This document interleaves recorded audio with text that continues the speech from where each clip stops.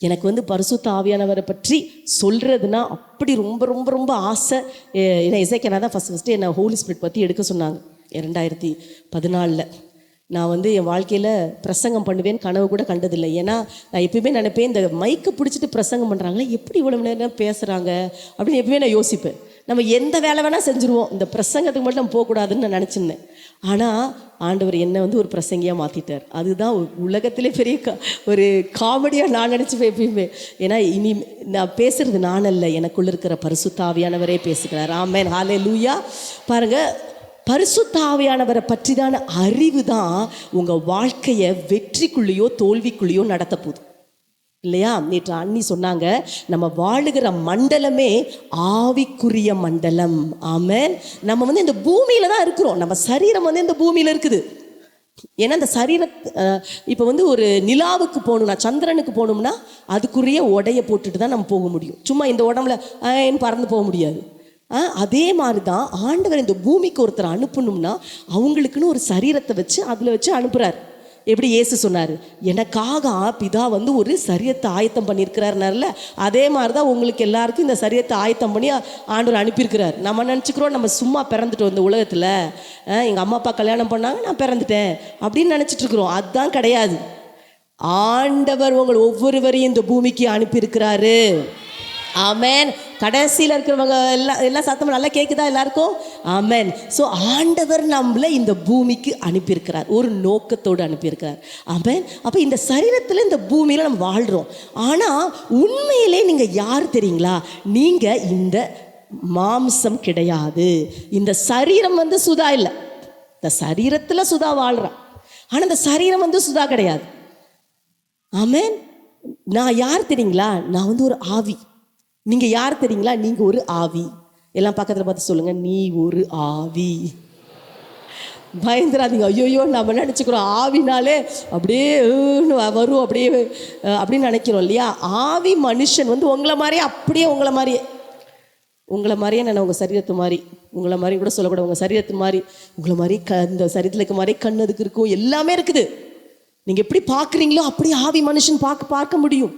சரீரத்தில் எப்படி பார்க்குறீங்களோ அதே மாதிரி நுகர்றீங்களா, அதே மாதிரி ஆவிக்கும் ஸ்மெல் பண்ண முடியும்.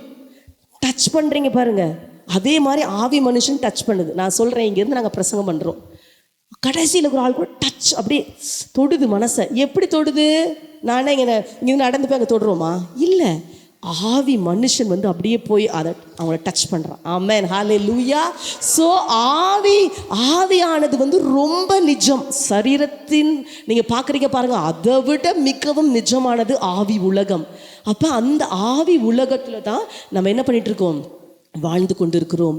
அப்படி வாழ்ந்துட்டு இருக்கும்போது நமக்கு எந்த அளவுக்கு அந்த ஆவியான மண்டலத்தில் நம்ம பார்க்கறது, நம்ம கேட்கறது, நம்ம ஸ்மெல் பண்ணுறது, பிசாசை கூட நம்ம ஸ்மெல் பண்ண முடியும். ஏன்னா அது அசுத்த ஆவி இல்லை, அதனால ஒரு கெட்ட வாசனை வரும்.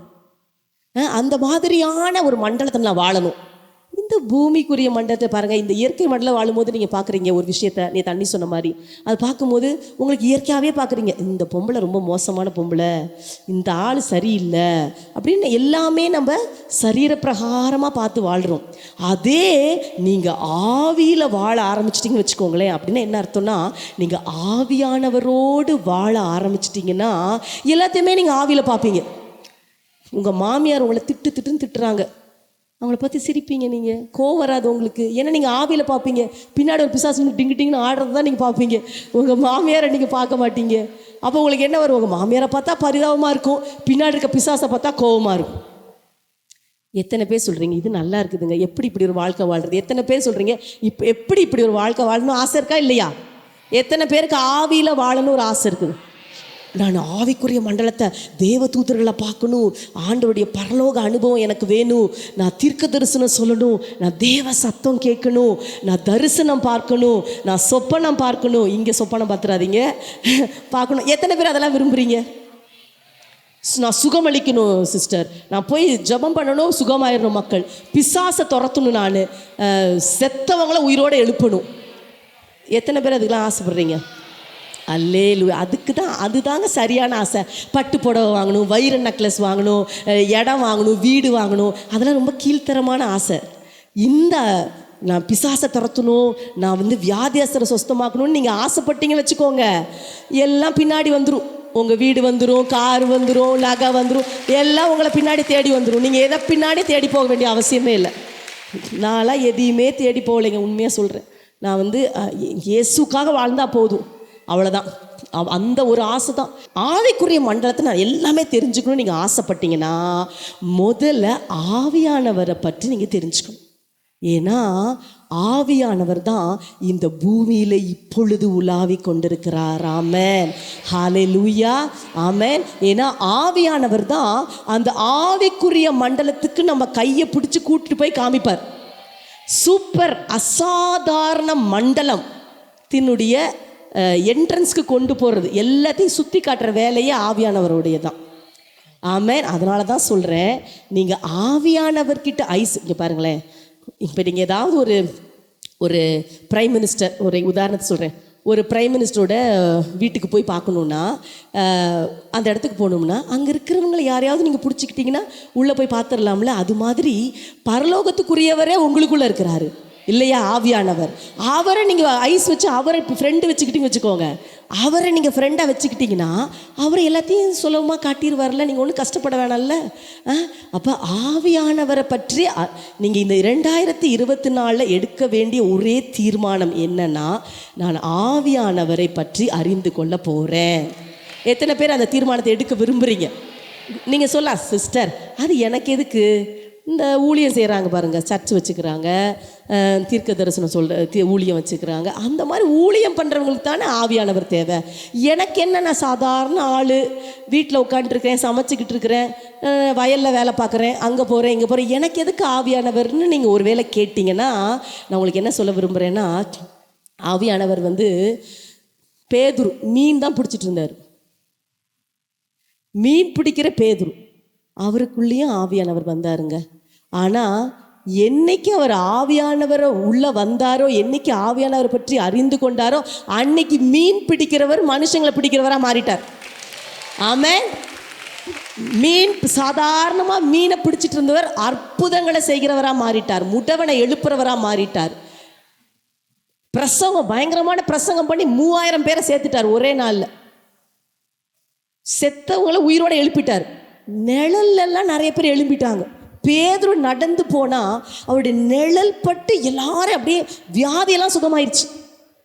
எப்படி சாதாரண ஒரு மீன்பிடி பேதுரு எப்படி ஒரு அசாதாரணமான ஆளாக மாறினான்னா, அங்கே தான் ஆவியானவர், நம்மளுடைய ஹீரோ ஆவியானவரே வரார்.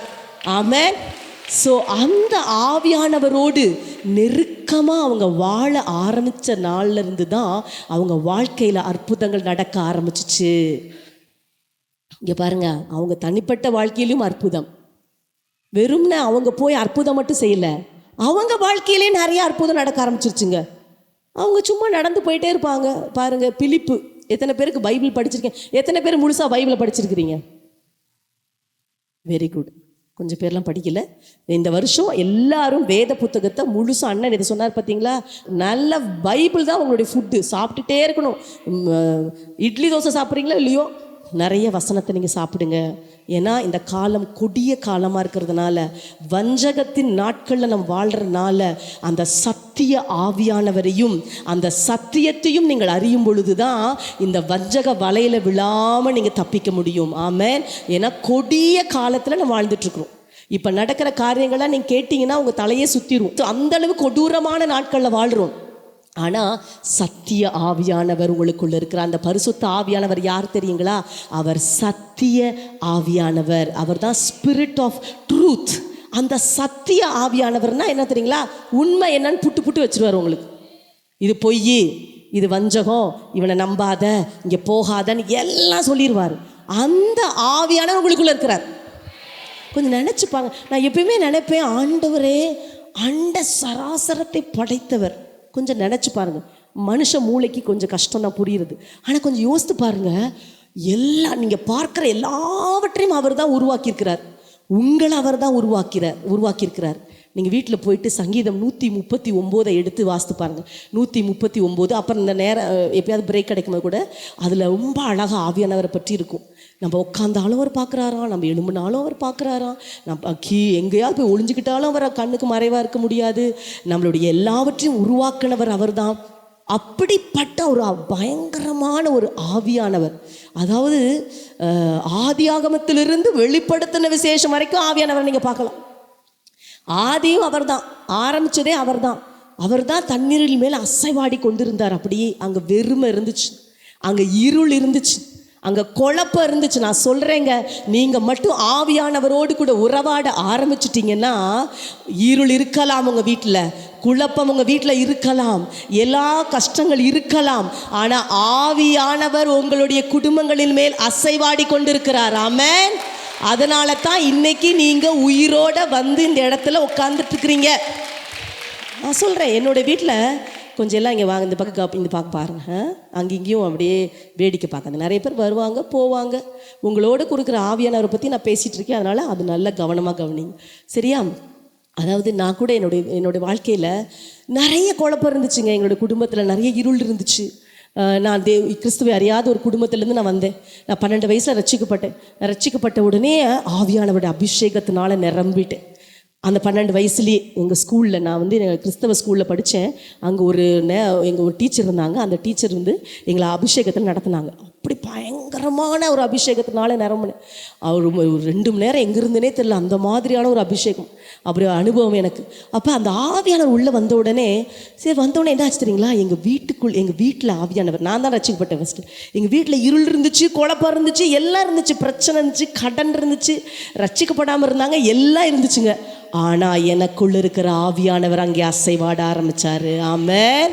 நான் சொல்கிறேன் உங்களுக்கு தீர்க்க தரிசனமா, இந்த வரைக்கும் உங்கள் குடும்பத்தில் யாரெல்லாம் ரட்சிக்கப்படாமல் இருக்கிறாங்களோ, இல்லை உங்கள் குடும்பத்தில் என்ன இருள் இருக்குதோ, என்ன கடன் பிரச்சனை இருக்குதோ, என்னெல்லாம் பிரச்சனைகள் இருக்குதோ, உங்களுக்குள்ள இருக்கிற ஆவியானவரை நீங்கள் அறியும் பொழுது அந்த ஆவியானவர் உங்களுடைய வீடுகளில் அசைவாட போகிறார். ஆமென். அல்லேலூயா. ஆமென். எல்லா இருளும் விலக போகுதுங்க. இந்த 3 நாள் முடிச்சு நீங்கள் வீட்டுக்கு போகும்போது உள்ள கால் எடுத்து வைக்கும் போதே நினைங்க, எனக்குள்ளே ஆவியானவர் இருக்கிறார். கால் எடுத்து உள்ள வைங்க. எந்த பிசாசனாலும் அது போய் தான்.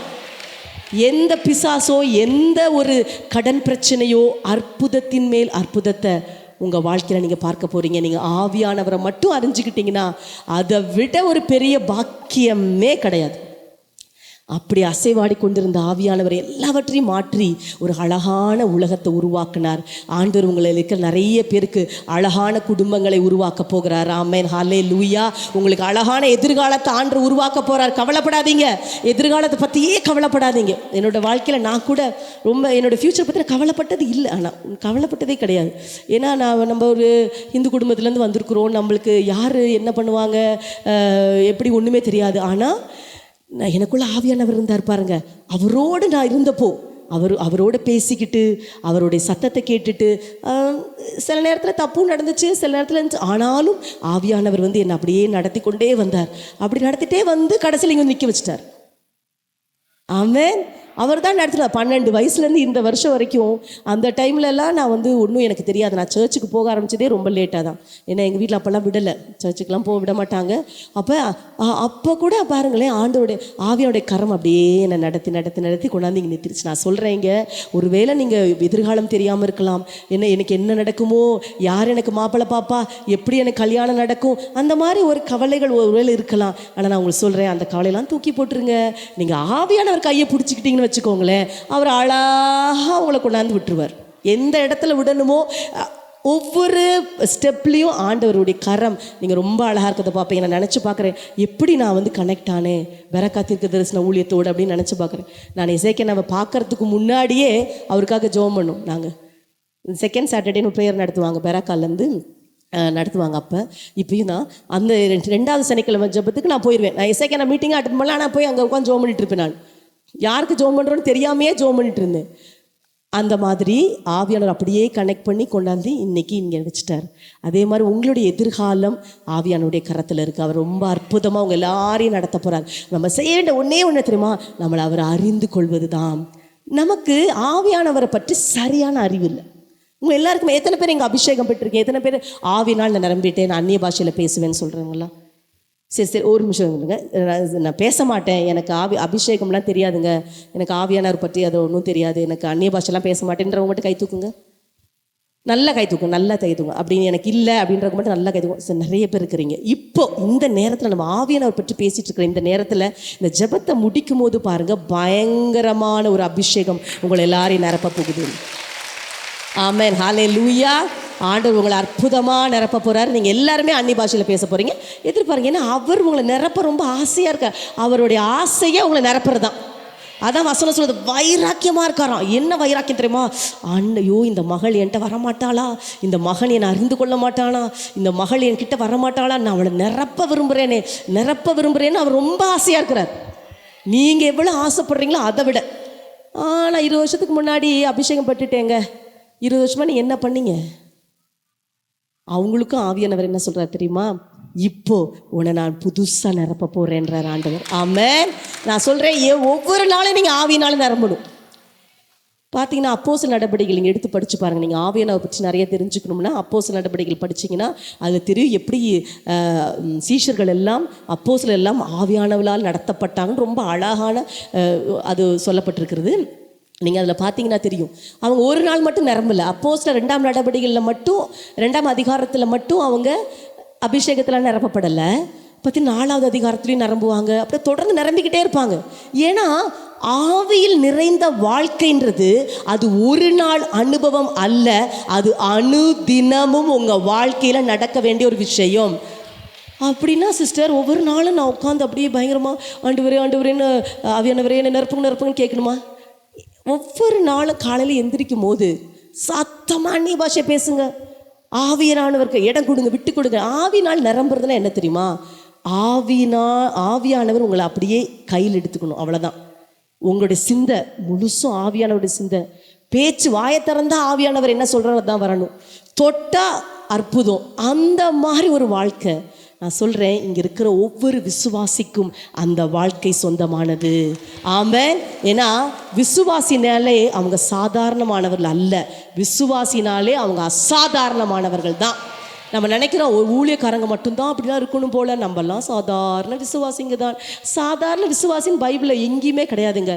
என்னை விசுவாசிக்கிறவனாலே செய்யக்கூடிய அடையாளங்களாவன. இயேசு சொன்னார், அப்போஸ்தலனாலே செய்யக்கூடிய அடையாளங்கள்னு சொல்லலை. அண்ணா தீர்க்கதரிசினாலே செய்யக்கூடிய அடையாளம்னு சொல்லலை, என்னை விசுவாசிக்கிறவனாலே செய்யக்கூடிய அடையாளம். பிசாசை துரத்துவாங்க, நவமான பாஷையை பேசுவாங்க, சர்ப்பத்தை எடுப்பாங்க, விஷத்தை குடிப்பாங்க, மரித்தோரை எழுப்புவாங்க, வியாதியஸ்தர்களை சொஸ்தமாக்குவாங்க. இதெல்லாம் என்னை விசுவாசிச்சா போதும், இயேசுவை நான் விசுவாசிக்கிறேங்க அப்படின்னு சொல்கிற எந்த விசுவாசினாலும் செய்யக்கூடிய அற்புத அடையாளங்களை தான் இயேசு அங்கே சொன்னார். ஆமென். அதெல்லாம் எப்படி நடக்கும் அப்படின்னா, ஆவியானவரை நீங்கள் அறிந்து கொள்ளும் பொழுது, நீங்கள் ஆவியானவரோடு நெருக்கமான ஒரு உறவு. நான் ஒன்று சொல்கிறேன், இந்த உலகத்தில் உங்களுக்கு ஒரு நெருக்கமான உறவு இருக்குன்னா அது ஆவியானவரை தவிர வேறு யாரும் கிடையாது. நீங்கள் சொல்கிறீங்களே, ஐயோ என் கணவன் தாங்க எனக்கு ரொம்ப நெருக்கமானவர், என் மனைவி தான் எனக்கு ரொம்ப நெருக்கமானவங்க, நெருக்கி போட்டுறாங்க கடைசியில். இல்லை நம்ம சொல்கிறோம் இல்லையா, இந்த ஃப்ரெண்டு வந்து எனக்கு ரொம்ப நெருக்கமான ஃப்ரெண்டு அப்படின்றோம். நான் ஒன்று சொல்கிறேன், உங்கள் ஃப்ரெண்டு எப்படி எந்த டிஸ்டன்ஸில் உங்களோட இருக்கிறாங்க? இப்படி உட்காந்துருக்கீங்க, உங்களுக்கும் இவங்களுக்கும் எப்படின்னா ஒரு இடைவெளி இருக்குது இல்லையா? எவ்வளோதான் இருந்தாலும் ஒரு சின்ன இடைவெளியாவது இருக்கும். ஆனால் வசனம் சொல்லுது, கர்த்தரோடு இசைந்திருக்கிறவன் ஒரே ஆவியாக இருக்கிறான்.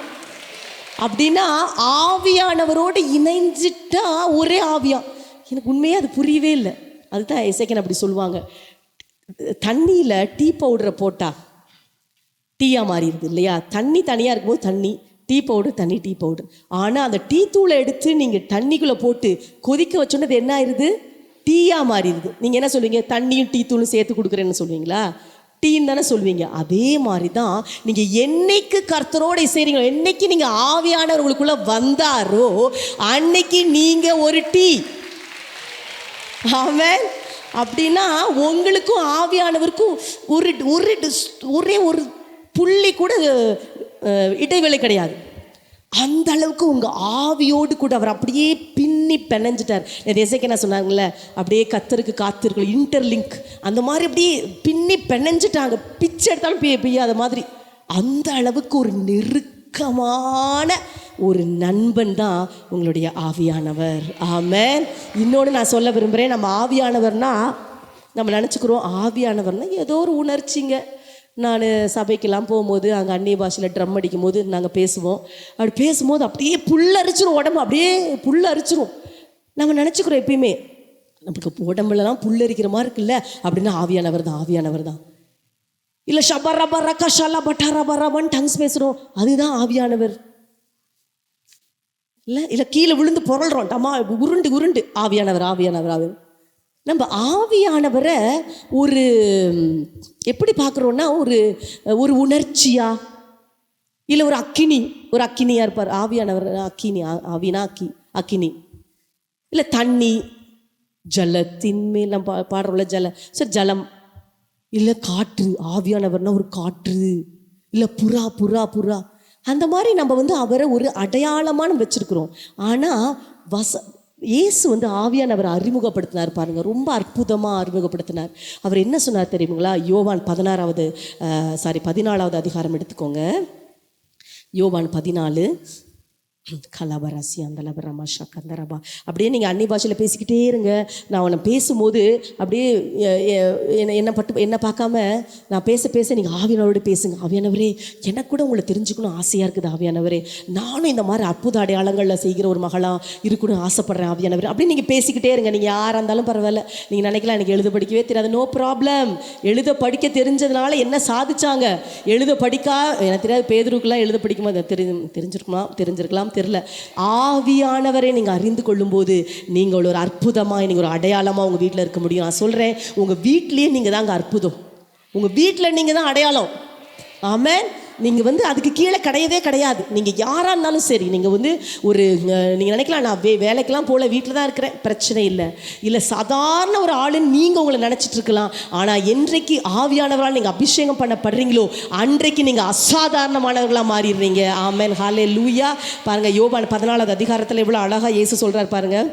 அவர் சொல்கிறார், நான் என் பிதாவை வேண்டிக் கொள்வேன், அப்பொழுது என்றென்றைக்கும் உங்களுடனே கூட இருக்கும்படிக்கு சத்திய ஆவியாகிய வேறொரு தேற்றரவாளனை நான் உங்களுக்கு அனுப்புவேன். தேற்றரவாளன் இயேசு ரொம்ப அழகாக அறிமுகப்படுத்தினார் பரிசுத்த ஆவியானவர். அவர் என்ன சொன்னார் தெரியுமா? அவர் நீங்கள் போய் நான் போகிறேன்ப்பா, இயேசு இந்த பூமியில் வாழ்ந்துட்டு போகும்போது சொன்னார் சீஷர்கள் பார்த்து, நான் போகிறேன், நான் போய் உங்களுக்கு ஒரு அக்கினி அனுப்புகிறேன். அப்படியா சொன்னார்?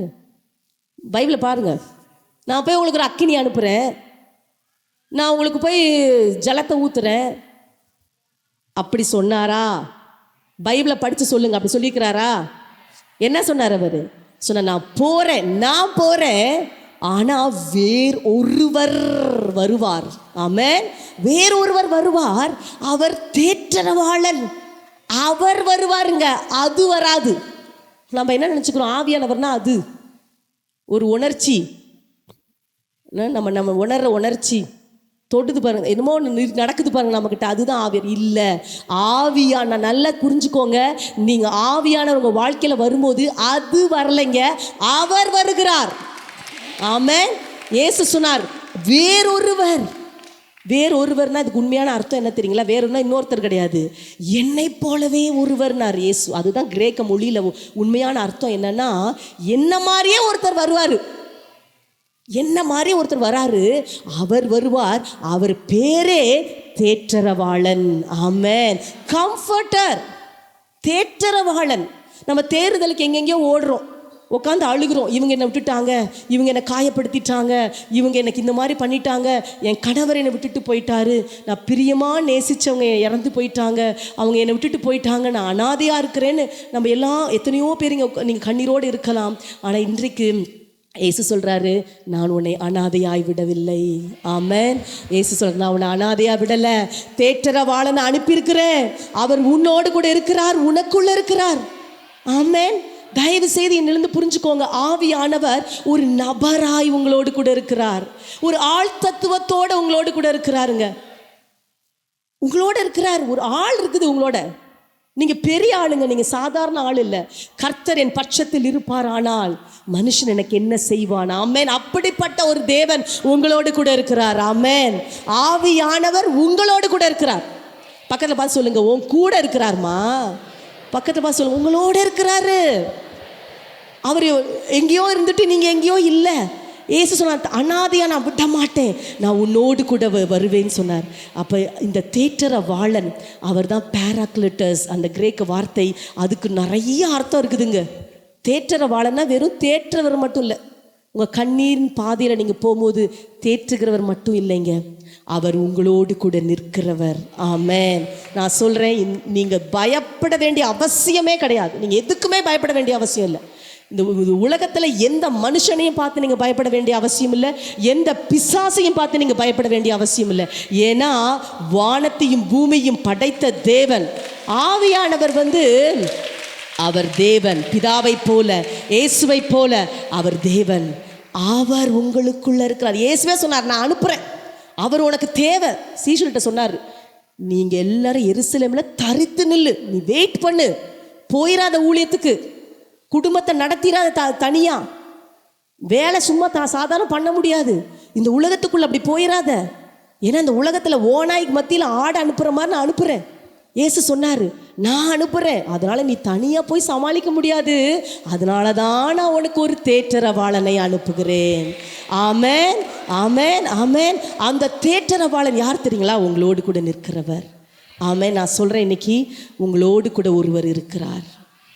இப்போ நான் பேசிக்கிட்டு இருக்க இந்த நேரத்தில் அந்த ஒருவர் உங்களோடு கூட இருக்கிறார், உங்களுக்குள்ளே இருக்கிறார், உங்க கையை பிடிச்சிட்டு இருக்கிறாரு. எனக்கு புரியல, நீங்கள் எந்த அளவுக்கு உணர்ந்து ஆமைன்னு சொல்கிறீங்கன்னு எனக்கு தெரியல. ஆனால் அதை மட்டும் நீங்கள் புரிஞ்சுக்கிட்டீங்கன்னு வச்சுக்கோங்க, நீங்கள் எந்த ஒரு காரியத்துக்கும் நீங்கள் பயப்பட மாட்டீங்க. நீங்கள் அப்படியே சிங்கம் போல, அதான் வசனம் சொல்லுது, நீதிமான் சிங்கத்தை போல தைரியமாக இருப்பான். நீங்கள் அப்படி ஒரு தைரியசாலியாக இருப்பீங்க. எதுக்குமே பயப்பட, எந்த பிசாசுக்கும் பயப்பட மாட்டீங்க, எந்த மந்திர தந்திரத்துக்கும் பயப்பட மாட்டீங்க.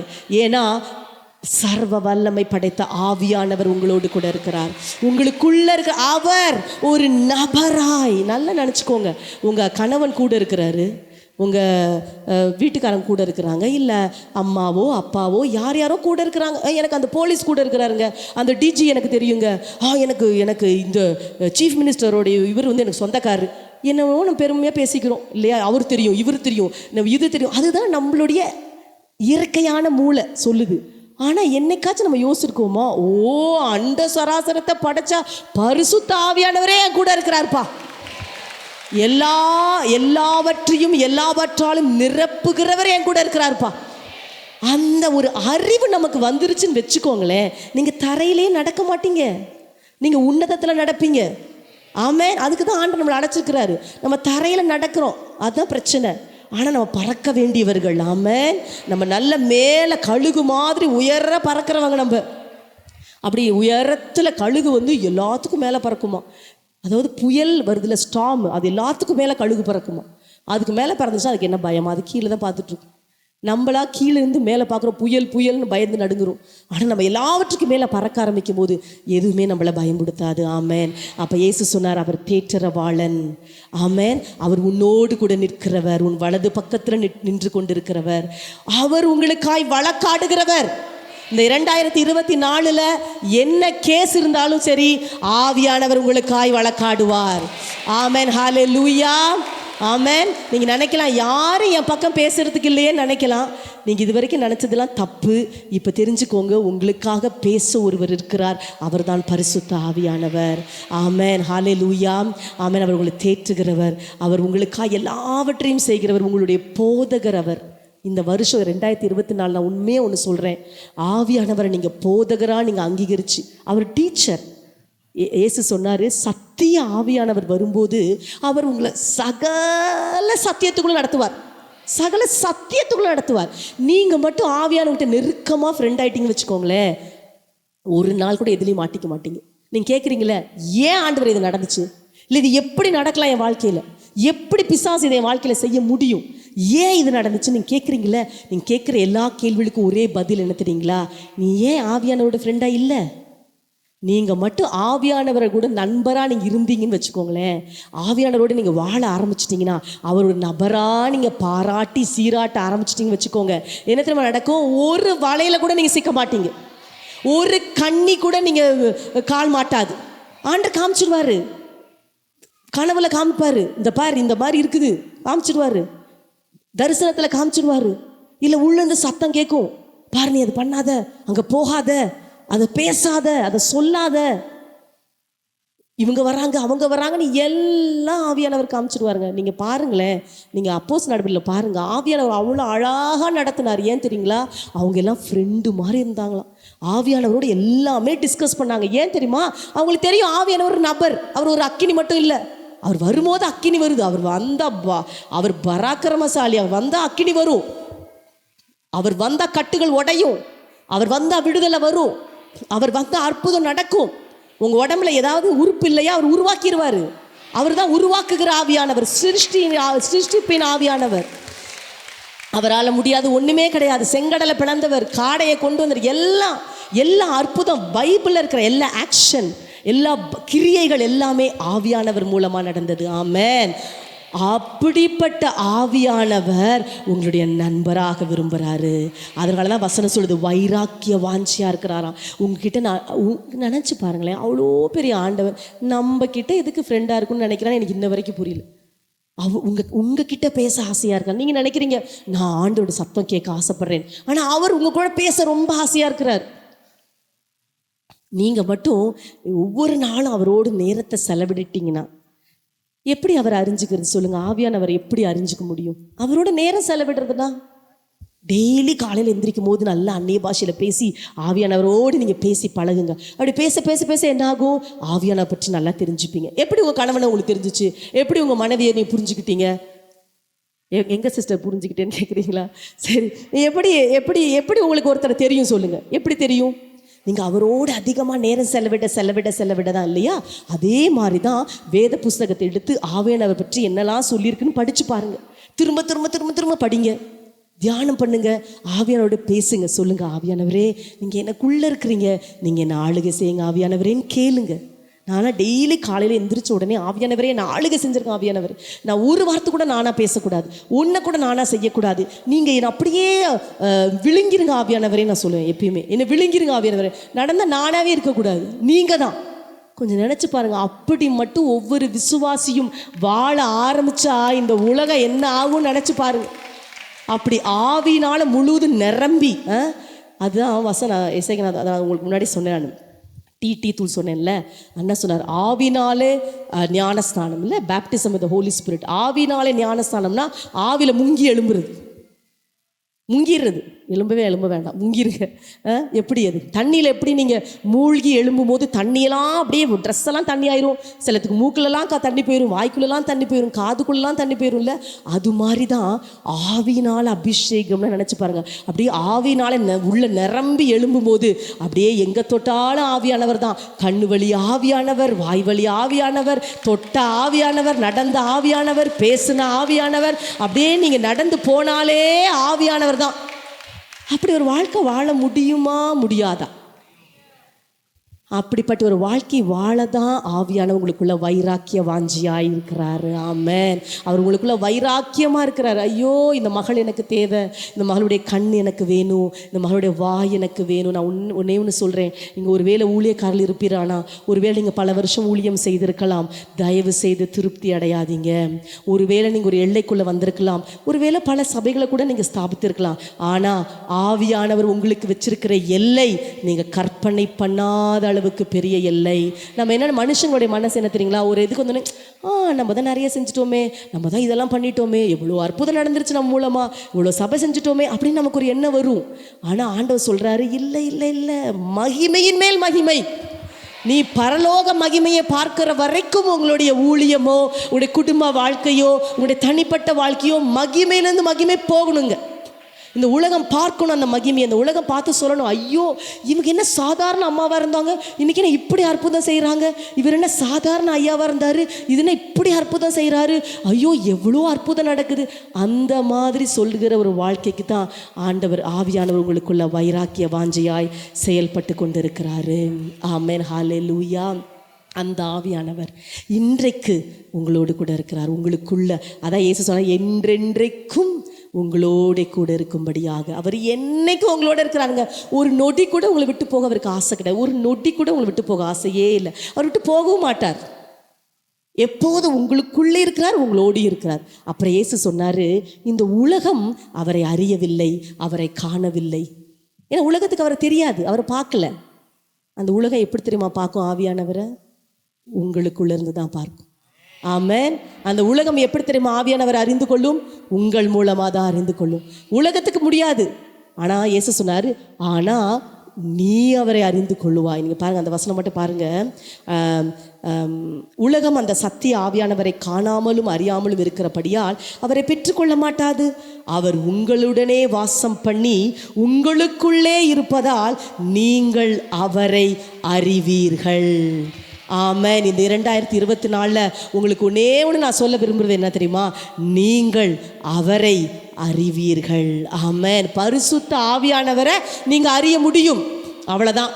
அதை அறிஞ்சுக்கணும். இன்னையிலிருந்து 2024 இந்த நாளிலிருந்து நீங்கள் அடுத்த வருஷம் 2025 ஜனவரிக்கு வர வரைக்கும் ஆவியானவர் ஒவ்வொரு நாளும் அறிந்து கொள்ள முயற்படுங்க.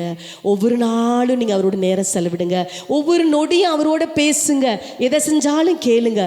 அப்பா நான் இதை சொல்லட்டுமா, நான் இங்கே போட்டுமா, ஆவியானவரே நீங்கள் என்ன நினைக்கிறீங்க, இதை நான் செய்யலாமா, இதை வாங்கலாமா? பெனிட்டான் இருக்காங்க பாருங்கள், ஒரு ட்ரெஸ் போடனா கூட ஆவியானவர்கிட்ட கேட்பாங்க, இந்த ட்ரெஸ் போடலாமா அப்படின்னு.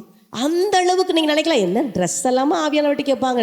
எங்கள் ஆவியான நீங்கள் பைபிள் ஓல்ட் டெஸ்ட்மெண்ட்டில் பாருங்கள், ஆண்டவர் நீ என்ன சாப்பிடணும்னு சொன்னார், எப்படி டாய்லெட் போகணும்னு சொன்னார், எல்லாமே தான் சொல்லி வச்சார்.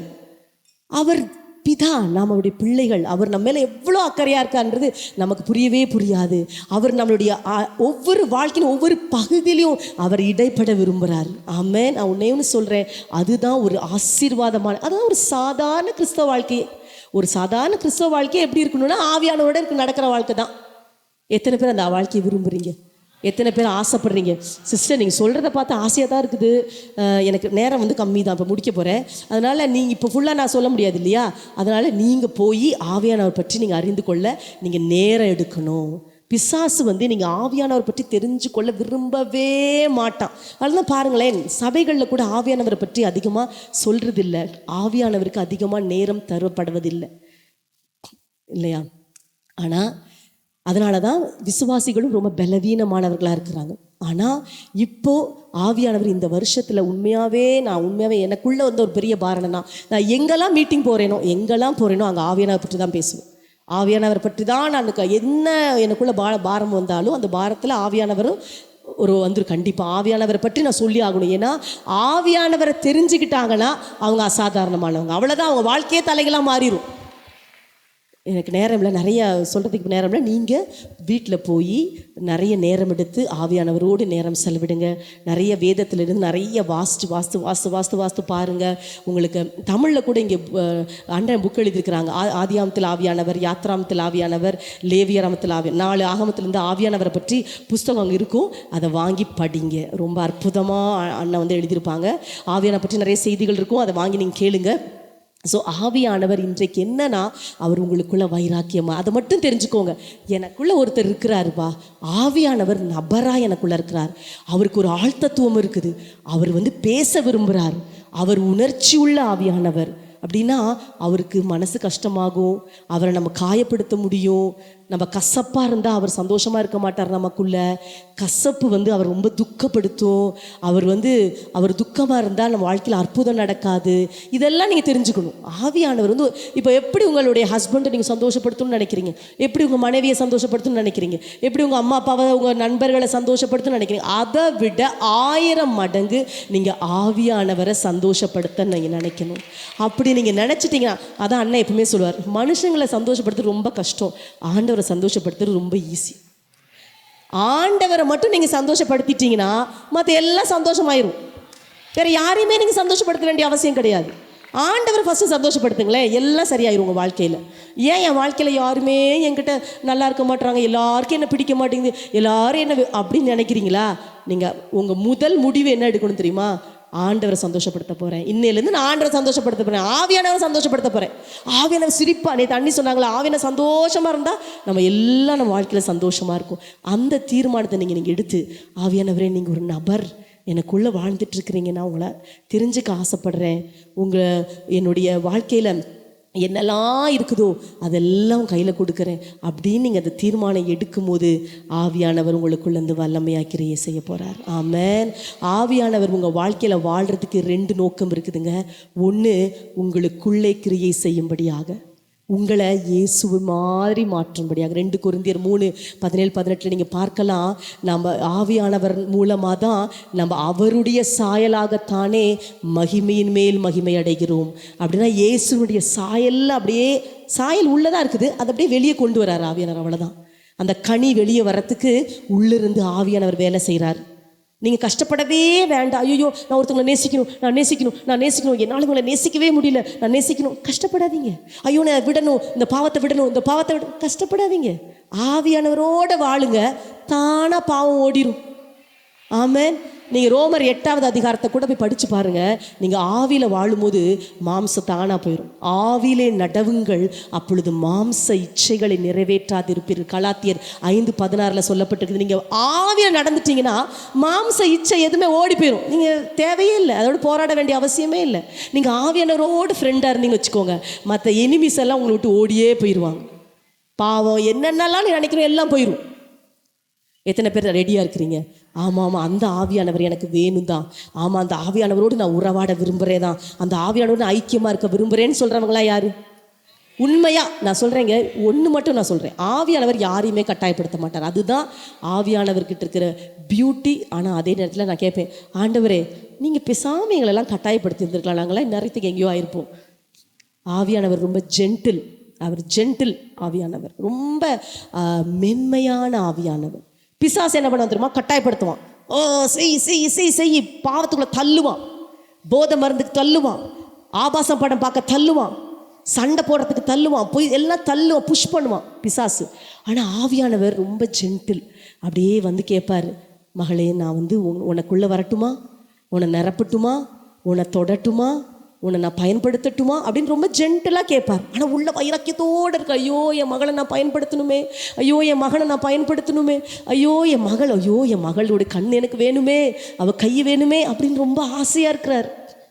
நீங்கள் அனுமதி கொடுக்கணும். நீங்கள் சொல்லணும், நீங்கள் சரின்னு சொல்கிற வரைக்கும் தான் வெயிட் பண்ணுவார். நீங்கள் சரின்னு சொல்லிட்டீங்கன்னா அப்படியே அக்கினியாக உங்கள் மேலே வந்துடுவார், அப்படியே நதியாக உங்களுக்குள்ளேருந்து எழும்பிடுவார், காற்றா உங்களை அப்படியே பிடிச்சிட்டு போயிடுவார்.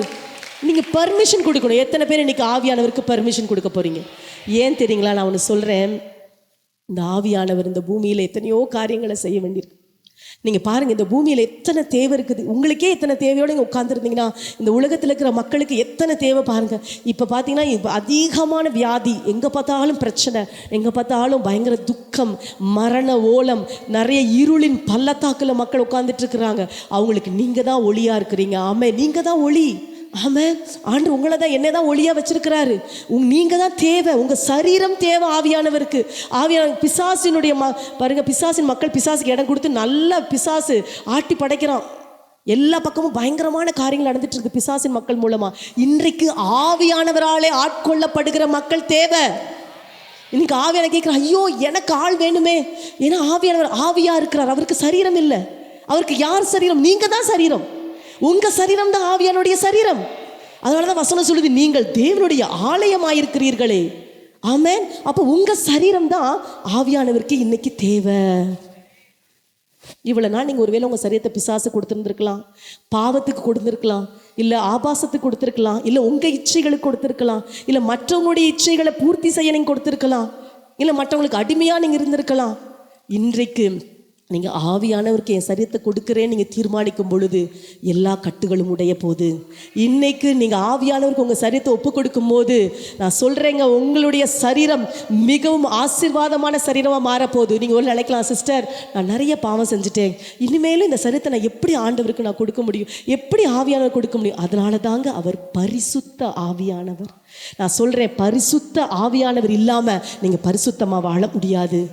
ஆமாம், நம்ம நினைக்கிறோம் நான் பரிசுத்தமாக வாழ்ந்த பிறகு பரிசுத்த ஆவியானவருக்கு நான் கொடுக்க, இல்லை, அது முடியவே முடியாது. அவர் வந்தாதான் நீங்கள் பரிசுத்தமாகவே வாழ முடியும். ஆமாம். அப்போ இன்னைக்கு நம்ம செய்ய வேண்டியதெல்லாம் ஒன்றே ஒன்று தான். ஆவியானவர் உங்ககிட்ட எதுவுமே கேட்கல, இந்தா நீ இப்படி நடந்துக்கோ, நீ இப்படி பேசாத, நீ இப்படி செய்யாத, அப்புறம் நான் உன்கிட்ட வரேன் அப்படிலாம் சொல்லலை. ஆவியானவர் என்ன சொல்கிறா தெரியுமா? உன்னை எனக்கு கொடுத்துரு, உன் சரீரத்தை எனக்கு கொடுத்துரு. வாலிப பிள்ளைங்க இங்கே இருந்து இருக்கிறீங்க, உன் சரீரத்தை எனக்கு கொடுத்துரு. நீ ஒரு நாள் ரெக்ரெட் பண்ண மாட்டேன், ஒரு நாள் வருத்தப்பட மாட்டீங்க. ஐயோ என் சரீரத்தை போய் நான் ஆவியானவர் கொடுத்தேனேன்னு ஒரு நாள் சொல்ல மாட்டீங்க. நான் சொல்கிறேங்க, என் வாழ்க்கையில் ஒரு நாள் கூட ரெக்ரெட் பண்ணதில்லை. சொன்னாங்க எல்லாரும், நீ ஊழியக்காரனை போய் கல்யாணம் பண்ணுற, நீ முட்டாளா, நீ இன்ஜினியரிங் படிச்சுட்டு ஒரு ஊழியக்காரனை கல்யாணம் பண்ணுறேன்னு என்ன சொன்னாங்க எல்லாருமே. இன்னைக்கு வரைக்கும் நான் ஒரு நாள் கூட ரெக்ரெட் பண்ணதில்லை. என்னோடய ஃப்ரெண்ட்ஸ் எல்லாம் வேறு எங்கெங்கேயோ வேறு நாட்டில் இருக்கிறாங்க. நான் ஒரு நாள் நினச்சேன், அப்பா சாமி நல்ல வேலைக்கு நம்ம அப்படி தப்பிச்சோன்னு நினச்சேன். நான் ஆண்டவர் என் மேலே கிருபையாக என்னை வச்சாரு, அதனால தான் எனக்கு ஒரு நல்ல வாழ்க்கையை கொடுத்துருக்காரு. ஒரு நாள் கூட நான் ரெக்ரெட் பண்ணதில்லை. என்னுடைய வாழ்க்கையை, என்னுடைய சரீரத்தை நான் ஆவியானவருக்கு கொடுத்ததை நினச்சி இன்றைக்கும் கொடுக்குறேன். ஆவியானவரே, இன்னும் என்னோடய சரீரத்தில் நான் எந்த பகுதி கொடுக்காமல் இருக்கிறோம் அதை பிடிங்கி நீங்கள் எடுத்துருங்க, எனக்குன்னு ஒன்று வேண்டாம் அப்படின்னு சொல்ல இன்றைக்கும் நான் ஆவியானவர் சொல்கிறேன். இன்றைக்கு ஆவியானவர் உங்ககிட்ட அதை தான் கேட்குறாரு. உன் சரீரத்தை எனக்கு கொடுத்துரு, உன் கண்ணை எனக்கு கொடுத்துரு, நான் அதன் மூலமாக பார்க்குறேன். உன் கையை கொடுத்துரு, நான் அதன் மூலமாக மக்களை தொட விரும்புகிறேன். உன் வாயை கொடுத்துரு, நான் பேச விரும்புகிறேன். எத்தனை பேர் ஆயத்தமாக இருக்கிறீங்க? எத்தனை பேர் சொல்கிறீங்க, ஆவியானவரே எனக்கு நீங்கள் வேணும், ஆவியானவரே நீங்கள் என்னை நிரப்பிடுங்க, முழுசும் என்னை ஆளுகை செஞ்சுருங்க, என்னை 100% பொசஸ் பண்ணிடுங்க. நான் உங்கள் சரீரமாக இந்த பூமியில் நடக்க விரும்புகிறேன். நான் ஒரு இயேசுவாய் இந்த பூமியில் நடக்க விரும்புகிறேன். இயேசு பரிசுத்த ஆவியினாலும் வல்லமையினாலும் நிறைந்தவராய் இந்த பூமியிலே நன்மை செய்கிறவராய் சுற்றி திரிந்தார். இயேசு இந்த பூமிக்கு வந்த போதே ஆவியானவர் தேவைப்பட்டாருங்க. இயேசு இந்த பூமியில் வாழ்ந்த போது ஆவியினால் நிறைந்து. அப்படின்னா உங்களுக்கு எவ்வளோ நிறைவு தேவை? ஆவியான நிறைவு சொல்லுங்க பார்க்கலாம். இயேசுவுக்கே ஆவியானுடைய நிறைவு தேவைன்னா உங்களுக்கு எனக்கு எவ்வளோ தேவை?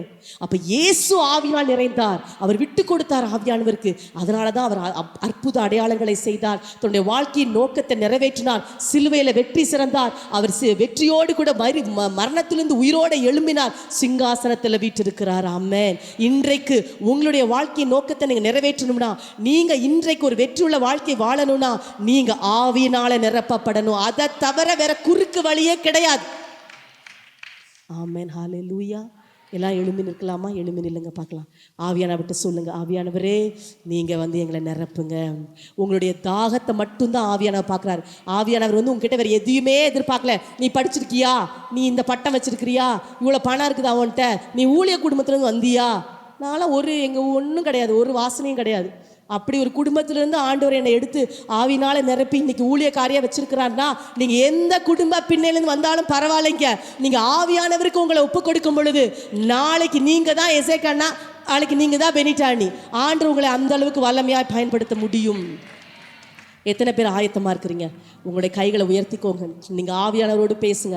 ஆவியானவர்கிட்ட சொல்லுங்கள், ஆவியானவரே நீங்கள் என்ன நிரப்புங்க. ஆவியானவரே, ஆவியானவர் இப்பொழுது வைராக்கிய வாஞ்சியாய் உங்களுக்குள்ளிருந்து வைராக்கிய வாஞ்சியாக இருக்கிறார். நான் சொல்கிறேன், தயவு செய்து திருப்தி அடைஞ்சிடாதீங்க, ஒரு எல்லையில் நின்றாதீங்க, எனக்கு வேண்டான்னு நினைக்காதீங்க, ஐயோ பயமாக இருக்குதுன்னு சொல்லாதீங்க. ஆவியானவர் உங்களை பயம் கொடுத்துக்கிறார் அல்லங்க. ஆவியானவர் வரும் பொழுது உங்கள் வாழ்க்கையில் நீங்கள் எண்ணி பார்க்காத ஒரு சந்தோஷம், நீங்கள் கற்பனை பண்ணாத ஒரு குதூகலம் உங்கள் வாழ்க்கையை பிடிக்க போகுதுங்க. எல்லாரும் கண்களை மூடிக்கோங்க. இது மிக மிக முக்கியமான நேரம். தயவு செய்து நீங்கள் ஆவியானவரை அசட்டை பண்ணாதீங்க. ஆவியானவர் வரும் பொழுது நீங்கள் அவரை வரவேறுங்க. அவர் சொல்லுங்க, ஆவியானவரை இங்கே நான் ஆயத்தமாக இருக்கிறேன்னு சொல்லுங்க. அன்னைக்கு இயேசு நான் ஆயத்தமாக இருக்கிறேன்னு சொன்னார்.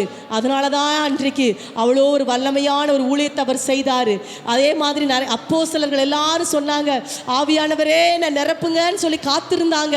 அந்த மேல் வீட்டு அறையில் காத்திருந்தாங்க. 120 பேர் மேலே ஆவியானவர் வந்து இறங்கினார். எல்லாரையும் ஆவியானவர் பிடிச்சாரு. இன்றைக்கு இங்க இருக்கிற 2700 பேர் மேலையும் ஆவியானவர் வந்து இறங்க ஆசையா இருக்கிறாரு. ஆவியானவர் தொட ஆசையா இருக்கிறாரு. நீங்க மட்டும் உங்க மனசை திறந்தீங்கன்னா, உங்க இதயத்தை திறந்தீங்கன்னா, எந்த பிசாசும் உங்களுக்குள்ள இருக்க முடியாது. எந்த வியாதியும் உங்களை கட்டி வைக்க முடியாது. எந்த குடும்ப பிரச்சனையும் உங்களை தடுத்து நிறுத்த முடியாது. அந்த வல்லமை உள்ள ஆவியானவர் இன்றைக்கு வைராக்கிய வாஞ்சையாய் நம் மத்தியிலே உலாவி கொண்டிருக்கிறார். நான் யாரை தொடலாம், நான் யாரை தொடலாம், யாரை நான் பிடிக்கலாம், எந்த சரீரத்தை நான் பயன்படுத்தலான்னு ஆவியானவர் ஆசையா பார்த்துக்கிட்டு இருக்காரு. இப்பொழுதே சொல்லுங்க, ஆவியானவரே நான் தொடுங்க, ஆவியானவரே, ஆவியானவரே நான் நிரப்புங்க, ஆவியானவரே, ஆவியானவரே உங்களை நான் வர வைக்கிற ஆவியானவரே. ஓ அக்கினியாய் வந்து இறங்குற ஆவியானவர், ஓ அக்கினியாய் வந்து இறங்குற ஆவியானவர். அந்த பெந்தெகோஸ்தே நாளன்று அக்கினி நாவுகள் வந்து இறங்குச்சு. ஆவியானவர் அக்கினி நாவாய் வந்து இறங்கினார்.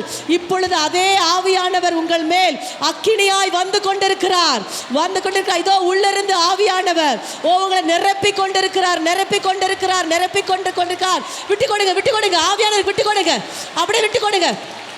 நிரம்புங்க, நிரம்புங்க, நிரம்புங்க, நிரம்புங்க. அங்கிங்க வேடிக்கை பார்க்காதீங்க.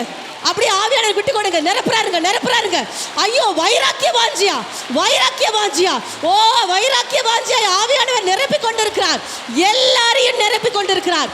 எல்லாரையும், ஆண்கள் பெண்கள், வயது வரம்பின்றி, வாலிபர்கள், வயது நடுத்தர வயதோ எந்த வயதோ, ஆவியானவர் இங்கே சூறாவளியை போல வீசி கொண்டிருக்கிறாரு, சூறாவளியை போல வீசி கொண்டிருக்கிறாரு. ஓ ரஷாடலா பரசியாந்தலா வட்டேரா பலரியாந்தா மாரா கஸலா ப்ரோஷேடலம் ரகதரா மாலா பரா ஜகபரா ஷேடரா பாபா மாரந்தரபா. வாயை திறந்து நல்ல அந்நிய பாஷை பேசுங்க பார்க்கலாம், சத்தமா பேசுங்க. யாரெல்லாம் அந்நிய பாஷை பேசுவீங்களோ நல்ல வாயை திறந்து சத்தமா பேசுங்க.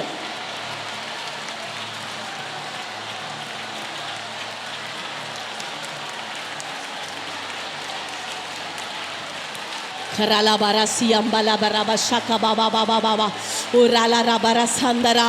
ஓ இடி முழக்கம் போன்ற காற்று, அந்த காற்று வந்தது மாதிரி இப்போ ஒரு காற்று வீசுது பாருங்க. ஆவியானவர் காற்று, அவர் பயங்கரமா உங்களை தொட்டு கொண்டிருக்கிறார். எல்லாரையும் நிரப்புறாரு, எல்லாரையும் நிரப்புறாரு. ஒரு புதிய அபிஷேகம், ஒரு புதிய அபிஷேகம் இந்த 2024 இந்த நாள்ல இருந்து ஆவியானவரோடு நடக்கிற ஒரு வாழ்க்கை, அதற்கான ஒரு அபிஷேகம் இப்பொழுது உங்களை நிறைத்து கொண்டிருக்கிறது. பெற்றுக்கொள்ளுங்க. எல்லாரும் உள்ள, எல்லாருக்குள்ள இருந்து, எல்லாருக்குள்ள இருந்து, எல்லார் மேலேயும், பின்னாடி இருக்கவங்க மேல, இந்த சைடு பந்தல்ல இருக்கவங்க மேல, எல்லார் மேலேயும் ஆவியானவர் வரார். ஆவியானவர் டச் பண்ணிட்டு இருக்காரு. எல்லாரையும் தொடுறார். லபரா சபரா சந்தலா பரா கதராபா மாரா சாலா மாரா சந்தரா மாரா தரா கசே ரோகலா ஜெங்கலா பிராச்சாலம் பிராட்டாலா கதரா மாலா கரபா செங்கலா பரபா. தம்பி கண்ணை விடு. ஆவியானவர் தொடர்பு கொள். ஆவியானவர் விட்டு கொடுங்க. ரசேலா ரமந்தரா பரா கசியாந்தரா கடரபா. ஆவியானவர் இங்க பலரை முத்திரை போட்டு கொண்டிருக்கிறாருங்க, முத்திரை போட்டு கொண்டிருக்கிறார். ஆவியானவர் சொல்றார், நீ எனக்கு சொந்தம், நீ எனக்கு சொந்தம், உன்னோட சரீரம் எனக்கு சொந்தம். நான் இந்த சரீரத்தை பிசாசு கொடுக்க மாட்டேன், இந்த சரீரத்தை நான் பாவத்துக்கு கொடுக்க மாட்டேன். எந்த பாவ கட்டுகளோ, எந்த பிசாசின் கட்டுகளோ இப்பொழுதே ஆவியானவர் உடைக்கிறார். அன்னைக்கு சிம்சோன் மேல் வந்த ஆவியானவர், சிம்சோன் மேல் வந்த ஆவியானவர், சிம்சோன் மேல் ஆவியானவர் வந்த போது எல்லா கட்டுகளும் உடைந்தது, எல்லா கட்டுகளும் மெழுகு போல உருகுச்சு. இன்றைக்கு ஆவியானவர் உங்க மேல வந்துகிட்டு இருக்கிறாரு. உங்களை கட்டி வச்சுக்கிற எல்லா கட்டுகள் மெழுகு போல உருகி கொண்டிருக்கிறது. ஆவியானவர் சொல்றார், நீ எனக்கு சொந்தம், நான் உன்னிடத்துல வைராக்கியமா இருக்கிறேன், நீ எனக்கு மட்டும்தான், நான் இன்னும் யாரோடையும் பகிர்ந்து கொள்ள மாட்டேன்னு சொல்றார் ஆவியானவர். ஒரு அலாபா சஹந்தலரபா மாரா கஸாலா பரா சந்தலா பாபா பாபா ரா. ஓ Orarara shalalala baba shalalala mararala shalala bara seka baba bariandala raba mararara she ro ya ro razera rara mararara zora rara zolalala yo kara baba sheta da maya ha re ta o baba sheta tato la mararara sharara baba mararara karala salala mararara sandala rara mararara masaba baba mara baba shararara mararara தோர ஹந்தல ரபா சந்தர ரபா சிந்தனையில் ஒரு விடுதலை சிந்தனையில் விடுதலை உங்களுடைய சிந்தனையில் பயங்கர போராட்டத்தோடு கூட நீங்கள் இருக்கிறீங்க பலர் நீங்கள் ஆண்டவருக்காக நிறைய செய்யணும்னு நினைக்கிறீங்க வேதத்தை வாசிக்கணும்னு நினைக்கிறீங்க ஜெபிக்கணும்னு நினைக்கிறீங்க நிறைய செய்யணும்னு நினைக்கிறீங்க ஆனால் உங்களால் எழும்பவே முடியல பல நேரத்தில் நீங்கள் தோல்வி அடைஞ்சிடுறீங்க இன்றைக்கு ஆவியானவர் உங்களை நிறைத்து கொண்டிருக்கிறார் உங்களை நிறைத்து கொண்டிருக்கிறார் அவர் நிறைக்கும் பொழுது எந்த குறையும் இருக்க முடியாது அவர் நிறைக்கும் பொழுது எந்த பிசாசும் இருக்க முடியாது அவர் நிறைத்து கொண்டிருக்கிறார் Urala mara sikandala raba mara marala singara baba rela rama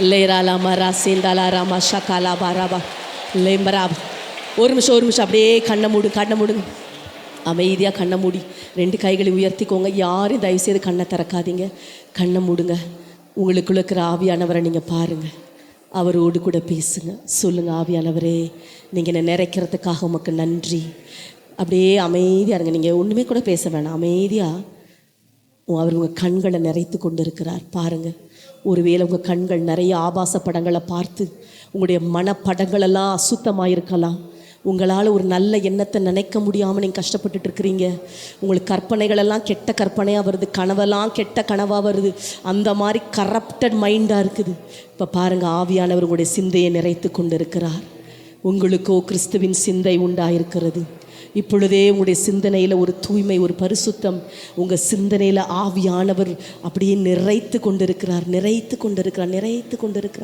அப்படியே அமைதியாக இருங்க எல்லாரும் நிறைத்து கொண்டிருக்க உங்கள் சிந்தனையில் அப்படியே ஒரு பெரிய மிரக்கல் நடக்கு சிந்தனை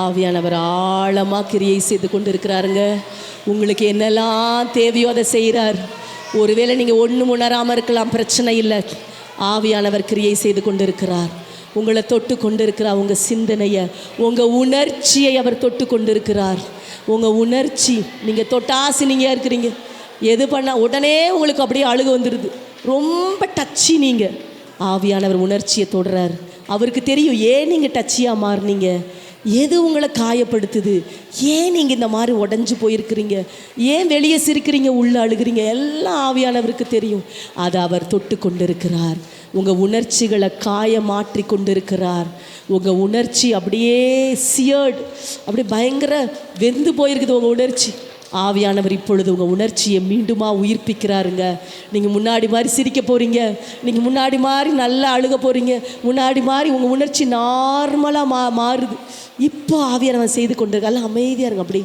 இப்பொழுது ஆவியானவர் கிரியை செய்துட்ருக்கிறார் உள்ள ஆழமாக செய்து கொண்டிருக்கிறார் உள்ள ஆழமாக ஆவியானவர்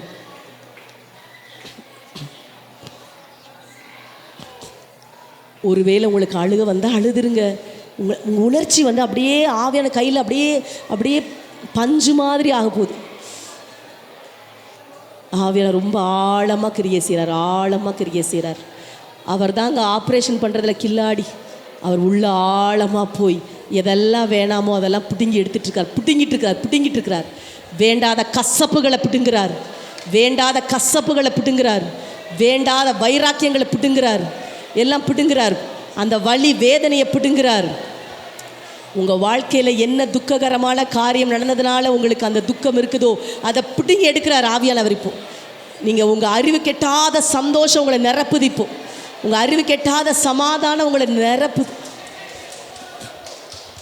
அப்படியே ஆவியானவருடைய அந்த ஊழியத்துக்கு உங்களை அப்படியே விட்டு கொடுத்து அமைதியாக இருக்கும்.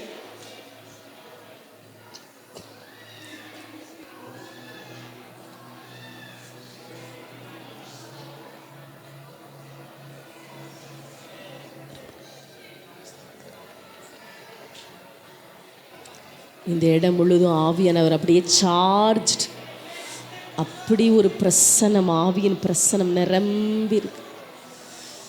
உங்கள் உச்சந்தலை முதல் உள்ளங்கால் வரைக்கும் ஆவியானவர் அப்படி அசைவாடிக்கிட்டு இருக்கு.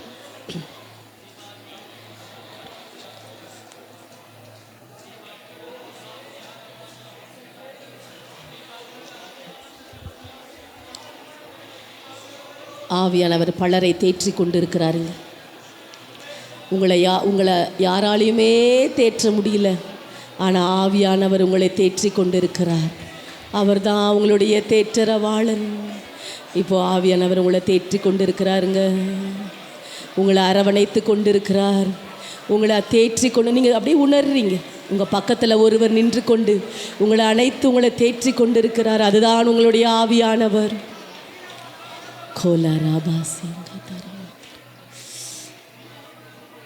ஆவியானவர் நிறைந்திருக்கிற இந்த இடத்துல எந்த அற்புதம் வேணால் உங்கள் சரீரத்தில் நடக்கலாம்.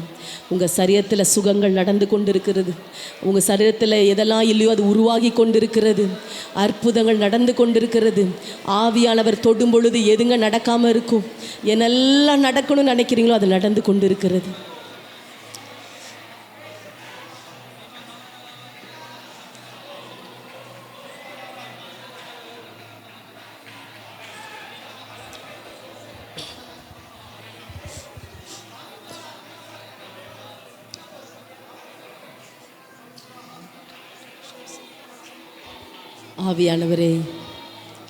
ஆவியானவரே உங்கள் மக்களை நீங்கள் ஆளுகை செய்யுங்கப்பா. நீங்கள் தொடர்ந்து அவங்கள நடத்துங்க ஆவியானவரே. நீங்கள் நிரப்பும். அவங்க பிரேக் போனாலும் சரி, இல்லை அடுத்த செஷனில் அப்படியே கண்டினியூ பண்ணுங்க ஆவியானவர். அற்புதங்கள் நடக்கட்டும் ஆண்டவரே. விடுதலை உண்டாகட்டும். என்னெல்லாம் உங்களுக்கு வேணுமோ அதை செய்யுங்க ஆவியானவர். செய்யுங்க செய்யுங்க செய்யுங்க ஆவியானவர். விசேஷமாக வாலிபர்களை ஆவியானவர், இங்கே இருக்க வாலிப பையன்க, வாலிப தம்பிகள், தங்கைகளை அப்படியே நீங்கள் பிடிக்கிறீங்க ஆவியானவர்.